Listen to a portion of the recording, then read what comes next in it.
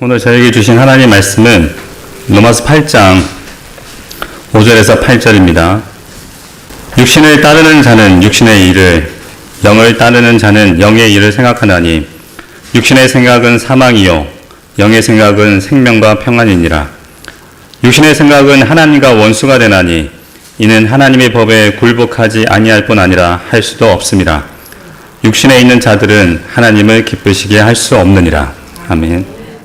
바울은 7장에서 자신의 경험에 비춰 거듭난 신자들이 체험하는 내적 갈등인 하나님의 율법과 우리 죄와의 관계를 설명합니다. 이를 위해 바울은 모든 사람이 양심으로나 법에 의해 상식적으로 알고 있는 결혼관계를 예로 들어 설명합니다. 남편이 살아있는 동안에는 아내가 남편에게 매여 있어서 다른 남자와 결혼하면 안 되지만 남편이 죽고 나면 그와 맺었던 결혼관계는 끝나기 때문에 그녀는 자유롭게 다른 남자와 결혼할 수 있습니다.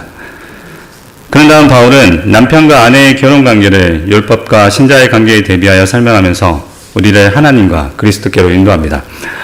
그러므로 내 형제들아 너희도 그리스도의 몸으로 말미암아 율법에 대하여 죽임을 당하였으니 이는 다른 이 곧 죽은 자 가운데서 살아나신 이에게 가서 우리가 하나님을 위하여 열매를 맺게 하려 함이라. 그리스도 안에서 그리스도와 함께 죽고 또한 그리스도 안에서 그리스도와 함께 살아난 신자에게 율법은 죽은 것이 되고 새로운 남편이신 다른 이 곧 죽은 자 가운데서 살아나신 그리스도와 새롭게 연합하게 됩니다. 바울이 여기서 강조하고 싶은 것은 그리스도 안에서 거듭난 신자의 새로운 상태입니다. 우리는 그리스도 안에서 율법에 대해 죽었고 그리스도 안에서 새롭게 일어나 생명을 얻었습니다. 또한 바울은 7장에서 자신이 깨달은 한 법에 대해 알려줍니다. 그 법은 선을 행하기 원하는 신자의 마음의 법과 싸워서 신자를 이겨 사로잡는 신자 지체 속에 있는 죄의 법입니다. 신자는 이 땅에서 죽을 몸을 가지고 살아가는 한 두 개의 법이 작용하는 원리 아래 살아갑니다. 그 원리는 내 지체 속에 있는 죄의 법과 하나님의 법을 즐거워하는 내 속사람과의 갈등입니다. 그 갈등은 신자의 정체성입니다. 그런데 구원파 계열이었던 것 같은데요. 어떤 사람은 자신이 거듭나서 이미 영화롭게 되었기 때문에 그러한 갈등 없이 살아간다고 주장하기도 합니다. 하지만 절대 그렇지 않습니다. 우리 모두가 겪듯이 그 갈등은 신자에게 실제하고 그 갈등으로 인해 거듭나 새롭게 된 신자의 마음이라도 한없이 공고하고 비참하며 자책하고 신음하게 됩니다. 그러므로 만일 이 두 법 사이에서 갈등을 이기고 승리하는 법이 없다면 신자는 죽는 그날까지 죄의 법과 하나님의 법 사이에서 끊임없이 괴로워하며 지내게 될 것입니다.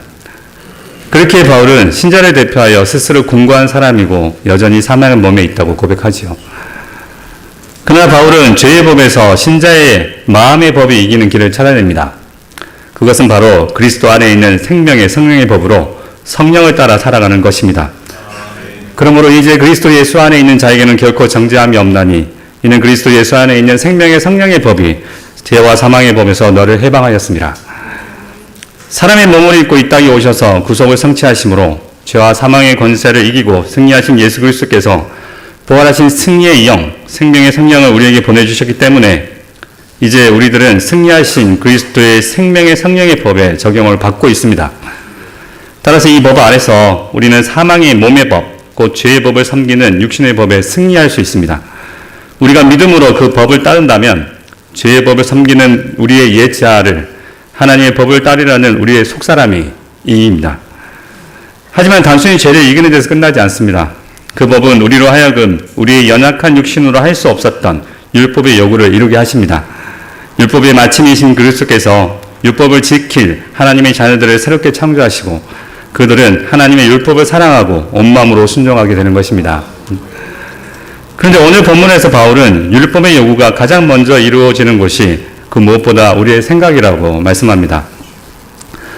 거듭나기 전 율법을 완벽하게 지켰다고 자신했던 자신과 거듭났지만 복음의 능력을 제대로 몰라 율법으로 말미암아 자기 속에 있는 탐심을 깨닫고 어찌할지 몰라 괴로워했던 자신과 마침내 거룩의 주체이신 성령께서 주신 생명으로 자신의 죄성을 이겨내고 거룩해 해줄 수 있다는 진리를 깨달은 바울은 말씀합니다.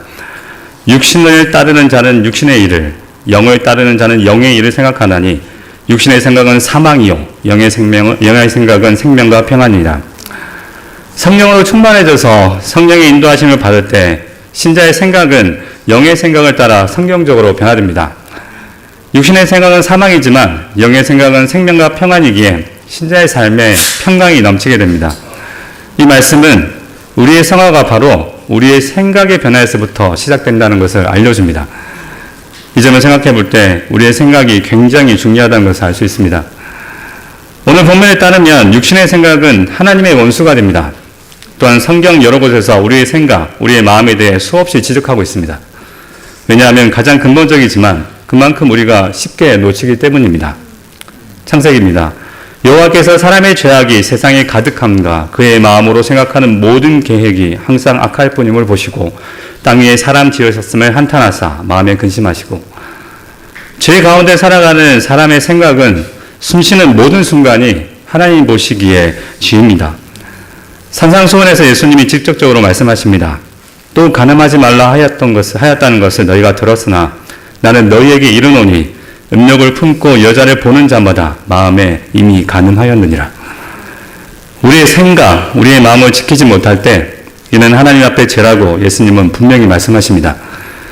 그런데 대부분의 사람들은 행동으로 짓는 죄에 비해 생각으로 죄를 짓는 것에 대해서는 크게 죄의식을 갖고 있지 않은 것 같습니다. 그래서 회개하는 경우도 별로 없지요. 저 같은 경우에도 나쁜 생각이 들 때, 악한 생각이 들 때 그 순간에 머리를 한 대 치거나 머리를 한번 흔들어서 생각을 쫓아버립니다. 그리고 그냥 넘겨버리죠. 하지만 새벽에 앉아서 기도할 때 그때 일이 떠오르면서 저희 죄를 깨닫고 회개하게 됩니다. 사랑하는 여러분, 우리가 악한 생각이 들 때 이를 회개하지 않으면 우리 지체 속에 있는 죄의 법에 져서 악한 생각을 멈추지 않게 됩니다. 이에 대해 예수님이 보다 구체적으로 말씀하십니다. 또 이르시되 사람에게서 나오는 그것이 사람을 더럽게 하느니라. 속에서 사람의 마음에서 나오는 것은 악한 생각, 곧 음란과 도둑질과 살인과 간음과 탐욕과 악독과 속임과 음탕과 질투와 비방과 교만과 우매함이니 이 모든 악한 것이 다 속에서 나와서 사람을 더럽게 하느니라. 우리가 믿음으로 생각을 통제하지 않을 때 우리 마음속에서 음란한 생각, 도둑질하려는 생각, 살인하려는 생각, 미워하는 생각, 간음하는 생각, 탐욕의 생각, 악독한 생각, 속이려는 생각, 음탕한 생각, 질투하는 생각, 비방하는 생각, 교만한 생각, 어리석은 생각 등 온갖 악한 생각들이 나와서 우리를 더럽게 하는 것입니다. 이뿐이겠습니까? 하나님을 향한 악한 생각은 정말 수도 없습니다. 사랑하는 여러분, 오늘 이런 많은 악한 생각 중에 뜬금없다고 생각할 수도 있겠지만 저는 오늘 염려에 대해서 살펴보고자 합니다. 요즘 사사기와 누가복음을 읽고 있는데요. 특별히 누가복음을 읽는 중에 예수님이 염려에 대해 말씀하시는 부분과 오늘 말씀과 연결되면서 묵상이 되어서 염려에 대해서 말씀을 정리하게 되었습니다. 왜냐하면 염려는 이 악하고 음란한 세대를 살아가는 신자들의 영혼을 우리의 생각을 서서히 좀먹어서 결국 넘어지게 하는 큰 걸림돌이 되기 때문입니다. 공생애 동안 예수님은 우리의 잘못된 염려에 대해 여러 번 가르침을 주셨습니다. 주께서 대답하여 이르시되 마르다야 마르다야 내가 많은 일로 염려하고 근심하나 몇 가지만 하든지 혹은 한 가지만이라도 족하니라. 마리아는 이 좋은 편을 택하였으니 빼앗기지 아니하리라 하시니라. 또한 너희는 그의 나라와 그의 의를 구하라는 유명한 말씀을 하시기 전에 우리가 가지는 삶의 염려에 대해서도 말씀하십니다. 또 제자들에게 이르시되 그러므로 내가 너희에게 이르노니 너희 목숨을 위하여 무엇을 먹을까 몸을 위하여 무엇을 입을까 염려하지 말라. 목숨이 음식보다 중하고 몸이 의복보다 중하니라. 까마귀를 생각하라. 심지도 아니하고 거두지도 아니하며 골방도 없고 창고도 없으되 하나님이 기르시나니 너희는 새보다 얼마나 더 귀하냐. 또 너희 중에 누가 염려함으로 그 키를 한 자라도 더 더할 수 있느냐. 그런즉 가장 작은 일도 하지 못하면서 어찌 다른 일들을 염려하느냐. 백합화를 생각하여 보라. 실로 만들지 않고 짜지도 아니하느니라. 그러나 내가 너희에게 말하노니 솔로몬의 모든 영광으로도 입은 것이 이 꽃 하나만큼 훌륭하지 못하였느니라. 오늘 있다가 내일 아궁이에 던져지는 들풀도 하나님이 이렇게 입히시거든 하물며 너희일까 보냐. 믿음이 작은 자들아. 너희는 무엇을 먹을까 무엇을 마실까 하여 구하지 말며 근심하지도 말라. 이 모든 것은 세상 백성들이 구하는 것이라. 너희 아버지께서는 이런 것이 너희에게 있어야 할 것을 아시느니라. 그리고 종말에 대해 말씀하시면서 말세를 살아가는 신자들이 가져야 할 모습에 대해서 말씀하실 때도 정확히 염려에 대해서 말씀하십니다. 너희는 스스로 조심하라. 그렇지 않으면 방탕함과 술 취함과 생활의 염려로 마음이 둔하여지고 뜻밖의 그날이 덫과 같이 너에게 임하리라. 사랑하는 여러분, 우리가 염려하는 이유가 무엇일까요? 예수님 말씀에 따르면 우리가 믿음이 작기 때문입니다. 오늘 있다가 내일 아궁이에 던져지는 들풀도 하나님이 이렇게 입히시거든 하물며 너희일까 보냐 믿음이 작은 자들아. 우리는 날마다 베풀어 주시는 은혜를 잊어버리고 자기 힘으로 살아가려고 합니다. 여전히 무엇을 먹을까, 무엇을 입을까, 어디서 살까, 어떻게 하면 돈을 더 많이 벌까, 어떻게 하면 조금 더 편하게 살까 등 염려도 가득 찬 채 살아갑니다. 로마서 8장 24절에 보면 보이는 소망이 아니라고 말씀하는데도 우리는 마음속에 우상을 두고 눈에 보기에 좋은 것을 소망하며 그것을 갖지 못해서 전전긍긍하며 살아갑니다. 사랑하는 여러분, 우리가 하는 생각들에 대해 곰곰이 생각해 보시기 바랍니다. 그 중에서 정말 하나님 나라를 구하기 때문에 오는 염려가 몇 가지나 있을까요? 일반적으로 나이가 들수록 염려가 더 많아집니다. 중고등학생 때는 학업, 아이들을, 타협 때 아이들 예배 드릴 때 보면 아이들은 정말 고민이 없는 것 같아요. 정말 해맑습니다. 근데 중고등학생은 다릅니다. 중고등학생들은 학업, 친구 관계, 진로, 이성 친구에 대해서 염려를 하겠죠. 그리고 대학생 청년이 되면 진로, 취업, 승진, 이직, 결혼 등에 대해서 염려합니다. 결혼하게 되면 자녀와 다른 가족과의 관계에서도 염려할 일들이 늘어납니다. 그런데 그런 염려 중에서 정말 우리가 하나님 나라를 생각하며 하는 염려들이 얼마나 있을까요? 가나안 땅을 들어가기 전 이스라엘 백성들을 바라보며 하나님이 가지셨던 염려는 우리의 육신의 염려와 달랐습니다. 너희 중에 남자나 여자나 가족이나 집하나 오늘 그 마음이 우리 하나님 여호와를 떠나서 그 모든 민족의 신들에게 가서 섬질까 염려하여 독초와 쑥의 뿌리가 너희 중에 생겨서 이 저주의 말들을 듣고도 심중에 스스로 복을 빌어 이르기를 내가 내 마음이 완악하여 젖은 것과 마른 것이 멸망할지라도 내게는 평안이 있으리라 할까 함이라. 여호와는 이런 자를 사하지 아니하실 뿐 아니라 그 위에 여호와의 분노와 질투의 불을 부으시며 또 이 책에 기록된 모든 저주를 그에게 더하실 것이라. 여호와께서 그의 이름을 천하에서 지워버리시되 여호와께서 곧 이스라엘 모든 지파 중에서 그를 구별하시고 이 율법책에 기록된 모든 언약의 저주대로 그에게 화를 더하시리라. 하나님의 염려는 하나님의 백성을 향한 사랑에서 나온 염려였습니다. 거룩하신 하나님 앞에서 그들의 죄악으로 말미암아 하나님의 저주가 임하여 그들이 망할까봐 안타까워하시면서 하신 염려였죠. 하지만 그들의 죄악으로 망했던 이스라엘 백성들처럼 우리를 향한 하나님의 염려에도 불구하고 독생하신 아들까지 대속제물을 주셔서 죄를 이기게 하는 능력까지 주신 사랑에도 불구하고 여전히 우리는 무엇을 먹을까, 무엇을 입을까, 어디서 살까 등 생활의 염려를 하며 살아갑니다. 사랑하는 여러분, 여러분의 삶을 염려로 가득 채우게 하는 육신의 것들, 땅에 있는 지체들, 육체의 일들을 경계하시고 하나님의 사랑에 염려가 아닌 성령을 따라 믿음으로 화답하시기 바랍니다. 바로 생명의 성령의 법으로 이런 염려들을 이겨내시기 바랍니다. 이 법은 단순한 기계적인 법이 아닙니다. 법이라고 하니까 그저 비인격적인 법칙으로 생각해서 마음에 잘 와닿지 않은 경우가 많은 것 같은데요. 이 법은 우리를 죄에서 구원하시기 위해 독생하신 아들까지 보내신 하나님 아버지와 이에 순종하시고 구원을 성취하신 아들과 이 모든 구원 사역을 정의해 주신 성령께서 이루신 은혜의 법, 사랑의 법입니다. 삼위 하나님의 인격이 온전히 살아 역사하는 위대한 법인 것입니다.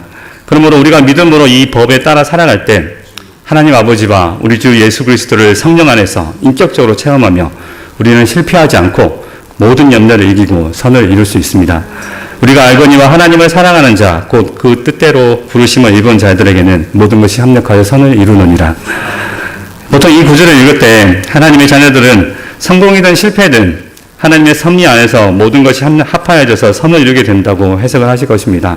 네, 그런 의미도 분명히 있다고 생각합니다. 하지만 이후에 이어지는 구절을 보면 29절인데요.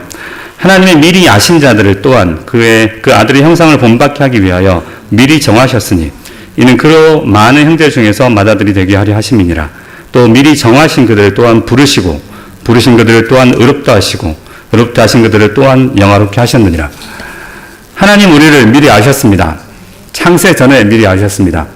하나님은 시간을 초월하는 분이시기 때문에 창세 전에 우리를 아셨습니다. 그리고 우리를 미리 정하셨습니다. 예수님을 본받게 하기 위해서 말입니다. 그리고 우리를 부르시고 우리를 불러 의롭다 하시고 의롭다 하신 우리를 영화롭게 하십니다. 미리 아시고 예정하시고 부르시고 칭의하시고 영화롭게 하십니다. 중간에 성화가 빠져 있지만 의롭게 하시는 가정의 칭에 이어 성화가 포함되어 있습니다. 이 문맥을 통해 볼 때 하나님이 그의 뜻대로 부르심을 입은 자들에게 모든 것이 합력하여 선을 이루게 하신다는 의미는 아무 자격 없는 우리를 하나님의 뜻대로 은혜로 하나님의 자녀로 부르셔서 죄를 이기는 거룩한 삶을 살아가며 결국 영화롭게 하신다는 선을 이루신다는 의미인 것입니다. 신자의 구원의 서정이 담겨있는 말씀이지요. 이 과정은 절대 실패할 수 없습니다. 반드시 선언을 이룹니다. 왜냐하면 그런데 이 일에 대해 우리가 무슨 말 하리요? 만일 하나님이 우리를 위하시면 누가 우리를 대적하리요? 자기 아들을 아끼지 아니하시고 우리 모든 사람을 위하여 내주신 이가 어찌 그 아들과 함께 모든 것을 우리에게 주시지 아니하겠느냐? 누가 능히 하나님께서 택하신 자들을 고발하리요? 의롭다 하신 이는 하나님이시니 누가 정죄하리요? 자기 아들을 아끼지 아니하시고 우리를 위해 내주신 하나님의 사랑, 그 사랑이 하나님이시기에 그 아들과 함께 모든 것을 주시지 않겠습니까? 그리고 이것이 끝이 아닙니다. 우리가 절대 놓치면 안 되는 것이 있습니다. 하나님의 사랑이 어떻게 우리에게 전해집니까? 바울은 34절에 이어서 계속 말씀합니다. 죽으실 뿐 아니라 다시 살아나신 이는 그리스도 예수시니 그는 하나님 우편에 계신 자요 우리를 위하여 간구하시는 자신이라. 아들까지 주신 그 크신 하나님의 사랑이 끊어지지 않는 이유는 바로 우리 주 예수 그리스도께서 우리를 위해 죽으시고 부활하셔서 지금도 하나님 우편에서 우리를 위해 친히 간구하시기 때문입니다. 이러한 은혜와 사랑을 생각할 때 이런 고백이 나올 수밖에 없겠지요. 누가 우리를 그리스도의 사랑에서 끊으리요? 환난과 공고나 박해나 기근이나 적신이냐 위험이냐 칼이랴. 기록된 바 우리가 종일 주를 위하여 죽임을 당하게 되며 도살당할 양같이 여김을 받았다 함과 같으니라. 그러나 이 모든 일에 우리를 사랑하시는 이로 말미암아 우리가 넉넉히 이기느니라. 내가 확신하노니 사망이나 생명이나 천사들이나 권세자들이나 현재일이나 장래일이나 능력이나 높음이나 깊음이나 다른 어떤 피조물이라도 우리를 우리 주 그리스도 예수 안에 있는 하나님의 사랑에서 끊을 수 없으리라. 사랑하는 여러분, 바울의 이 고백이 우리의 고백이 되기 바랍니다. 자기의 생각을 악한 생각, 특히 오늘 나는 생활의 염려에 매몰되게 살아가는 것이 아니라 친히 값을 치르시고 우리에게 값없이 베풀어 주신 그 대속의 은혜에 진심으로 감사하며 모든 염려를 주님께 맡기시기 바랍니다. 너희 염려를 다 주께 맡기라. 이는 그가 너희를 돌보심이라. 그리고 주 안에서 기뻐하시기 바랍니다. 세상 기준에 비춰볼 때 좀 덜 가졌으면 어떻고 좀 못났으면 어떻습니까? 조금 더 늦었으면 어떻고 조금 느리면 어떻습니까? 여러분은 하나님께서 독생하신 하나님의 아들까지 주셔서 사신 천하보다 귀한 영혼입니다. 우리 주님은 어떤 분입니까? 부활하셔서 지금 온 우주를 다스리시는 만왕의 왕이시고 우리의 신랑이시고 우리의 머리시고 우리의 마통이시고 우리의 대제사장 그리고 곧 다시 오실 심판주이십니다. 그렇기 때문에 사랑하는 여러분, 빌립보서 말씀입니다. 주 안에서 항상 기뻐하라. 내가 다시 말하노니 기뻐하라. 너희 관용을 너희가 받은 은혜를 인내로 모든 사람에게 알게 하라. 주께서 가까우시니라. 아무것도 염려하지 말고 다만 모든 일에 기도와 간구로 너희 구할 것을 감사함으로 하나님께 아뢰라. 그리하면 모든 지각에 뛰어난 하나님의 평강이 그리스도 예수 안에서 너희 마음과 생각을 지키시리라. 예수 그리스도 안에서 누리는 하나님의 평강이 여러분 마음속에 흘러넘쳐서 오늘 만나는 육신의 생각으로 염려하며 살아가는 모든 사람에게 주님의 평강을 전하는 평화의 메신저로 살아가시기를 우리 주 예수 그리스도 이름으로 축원드립니다. 아멘. 하나님 아버지, 말씀을 따라 다른 무엇보다 우리의 생각을 주님께 맡깁니다. 우리가 가졌던 세상 염려를 회개하며 주님께 맡깁니다. 작은 믿음이지만 우리에게 합력하여 선을 이루시는 주님의 사랑과 은혜에 감사하며 이를 전하는 평화의 사자로 살아가기를 간구하오니 우리에게 믿음을 더하여 주옵소서. 감사드리며 우리의 모든 것 되시는 우리 주 예수 그리스도 이름으로 기도드립니다. 아멘.